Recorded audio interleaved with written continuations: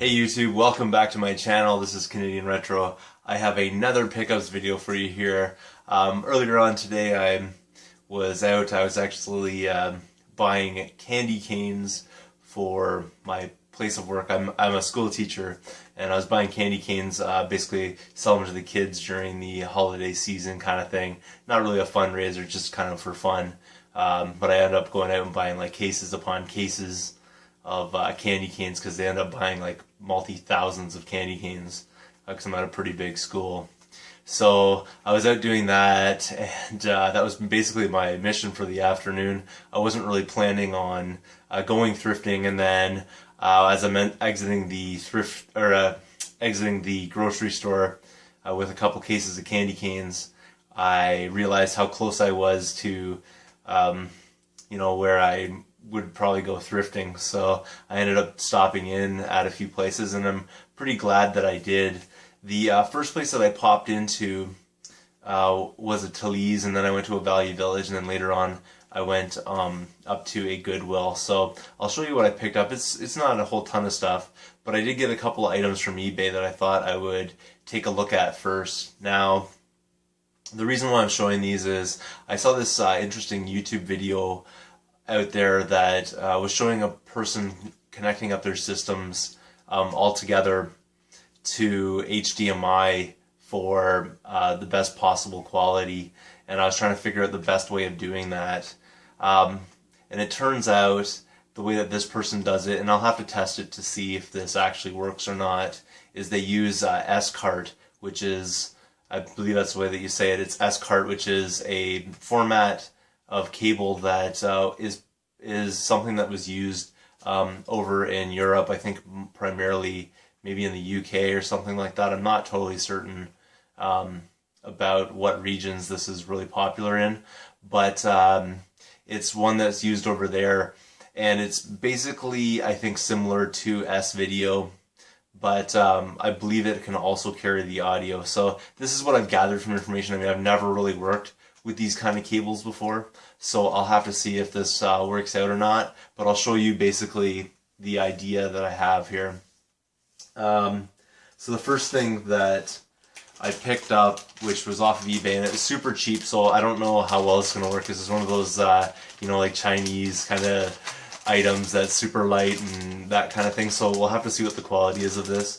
But what it is it's an SCART splitter, so you can insert a number of SCART inputs into it, and it will output through this one cable here. So I'll actually open this up because it's the first time I've got this. I just got this today in the mail, so I haven't had a chance to look at it yet.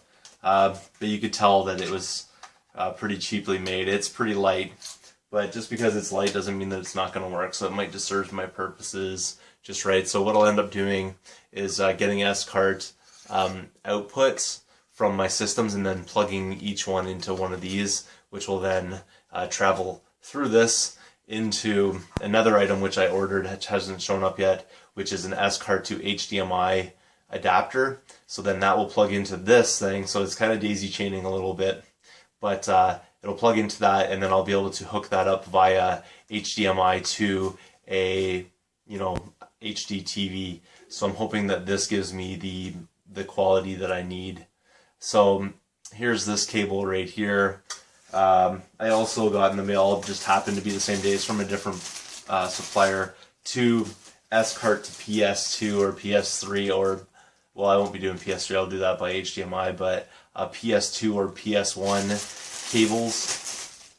These two actually came together though, and basically what you have on the one end is a PlayStation kind of standard output, and then you have this here, which is the SCART.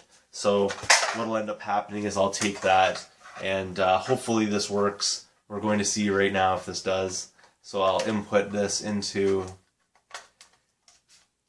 this, and it seems like a pretty tight fit, but it is going in there. So the idea is I'll basically just set up a number of different systems, at least 5 different systems here by SCART to HDMI via the next piece that I'm getting shortly, and I think that will cut down on a lot of cabling and things like that as well, as I'll be able to just plug everything in here, plug this into the HDMI adapter, and away we go up to the television. or rather to the stereo, to the television. But that's going to be pretty cool there. I'm going to test it out with my PS1 and PS2 first to see if this whole setup and rig works before I invest any more money into the other cables. But I'm really hoping to get like the Genesis hooked up via that, maybe the original Xbox, although I do have component cables for that, so maybe I won't do that one. I don't think the N64 can actually do it from my understanding, but maybe the Super Nintendo, original NES, I don't know, there's a variety of different ones that hopefully I'll be able to plug into this, and it'll cut down on massive amounts of cabling all over the place. As well, it should give me the best possible connection. But like I said, I'm not an expert in this. I saw a video on it, so I'm going with what I know from it. Hopefully it works out. If it doesn't, you know, not a big deal. It's not a huge investment if it doesn't end up working the way that I'm planning it to. The first place that I stopped, I'll actually get into my video game pickups. The first place that I stopped was a Talese, which I usually go to, and there I found actually a variety of different games, and I got pretty pumped about it because a lot of time the shelves are cleared out by the time I get there. And I opened up the cases and everything, and inside were some severely scratched games. It was really unfortunate. There was a couple games there that were worth at least $15 each, and they were wanting like $3 for them. So I was kind of bummed because I didn't have those ones in my collection already, and I was kind of looking forward to adding them in. When I took them up to the counter and opened them up, all the discs were scratched up pretty badly. I probably could have disc doctored them, or skip doctored them, but I don't think that even then they would have worked necessarily, so I didn't really want to take the risk with that.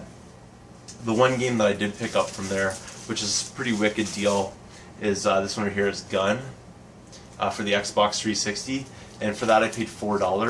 But this is the cool thing about it. This one here is actually sealed, so it's a, you know, officially sealed kind of game. I've been finding a few sealed games lately, kind of interesting.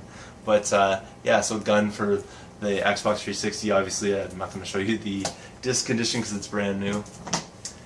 I also picked up from there a DS game, but the game's not in here.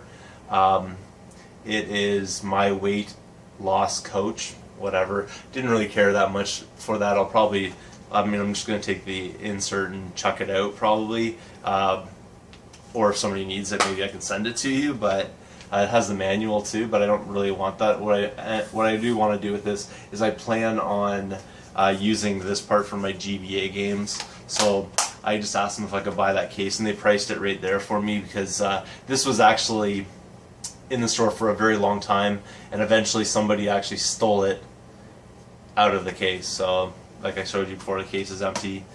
Someone stole it out of the case, so I took the case up to the counter and I said, hey look, I want to buy this. Even the guy's like, an empty case. I'm like, yeah, I can use it for storing games in and stuff. He goes, all right, I'll get a price, and he went and did that, and it was $1, which I didn't really, I thought was a bit much, but you know, he went through the hassle of doing it, and I do want to get these cases if they're empty and things like that, so I can store my GBA games in them. So, you know, not too worried about that.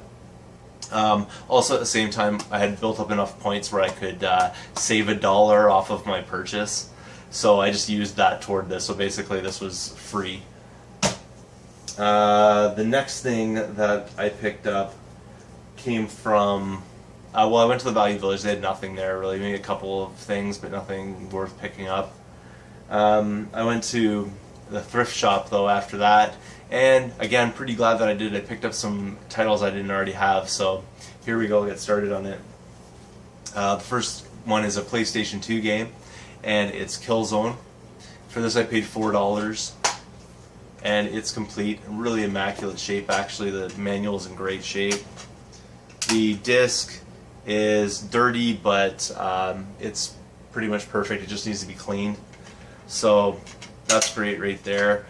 Game's probably not really worth that much necessarily, but it's a Killzone game, and I never really played them before, so I wanted to check it out. $4 right there. The next one is a game that I probably don't have a whole ton of interest in playing necessarily, but I don't find GameCube titles that much, so I thought I would pick this one up, and it has a little bit of value. It's SpongeBob SquarePants Battle for Bikini Bottom. That's the name of it, yeah. It's in pretty good shape. The outside cover is really strange, though. It has like, I don't know, like some sort of weird bumpiness to it. I've never seen it before. I've seen water damage before, but that's not, it doesn't seem to be water damage, so kind of odd, but whatever. I'll clean this all up and everything. It's pretty dirty, it's pretty dusty, but the manual's in good shape, and the disc is, other than like fingerprints and a little bit of schmutz or something on it, it's pretty good right there, so thought I would pick that one up. Interestingly enough, you can see it has the Player's Choice label on there, but that's actually just a giant sticker, so I'll end up taking that off because I know like Player's Choice isn't as favorable as a original kind of thing, so it is like all legit original, it just has this Player's Choice sticker on it. Kind of weird. The next one that I picked up was another GameCube title, which is pretty sweet. It's Hot Wheels Velocity X. Right there, so not a super valuable game, but still pretty cool considering the fact that it's hard to find GameCube titles out there sometimes. And the disc is in like pretty immaculate shape. It's dusty like the other one, needs to be cleaned, but after everything cleans up here, it'll probably look fairly new or close to it. After I goo gone all the stickers and junk off of there.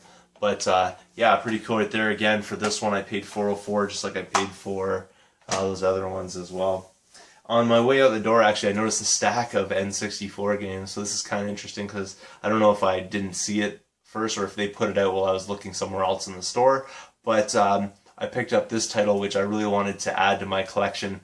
Actually, I was doing one of my pickup videos and I had mentioned some titles that I had picked up from a thrift shop, and one of my viewers is actually a person who thrift shops in the same areas that I do, and he said that he was at this store and he had picked up this game, and this had happened before I got there, and it was kind of bummed me out a little bit. Not that I hold any grudge against the guy, don't worry about that, but he picked up this game, and I'll tell you who that is after I show you the game, because he did mention it in a comment on one of my videos, and I was like, oh man, I wish I had got there because I really wanted to get that game in my collection, and I found it at a different thrift shop, so this is wicked.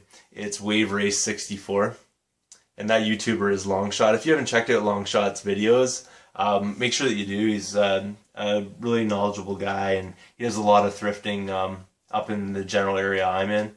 So he has a really good eye for video games and stuff like that. You should check out his videos. He does like not just like pickups like I do. He actually does footage type videos. So he shows you the stores and stuff. I like watching it because I know the stores that he's going into, so it's kind of interesting for me. But still one of those, one of those ones that does the live footage kind of things. So if you haven't checked him out yet, he is one of my subscribers. Go check him out because I really enjoy watching his channel, and I think many of my subscribers probably would too. But yeah, so Wave Race 64. For this one here, I paid $4 as well. So that's basically everything though for today. If you haven't subscribed yet, please do. And feel free to comment down below. Thumbs up this video. And thanks again for watching. I will see you all later.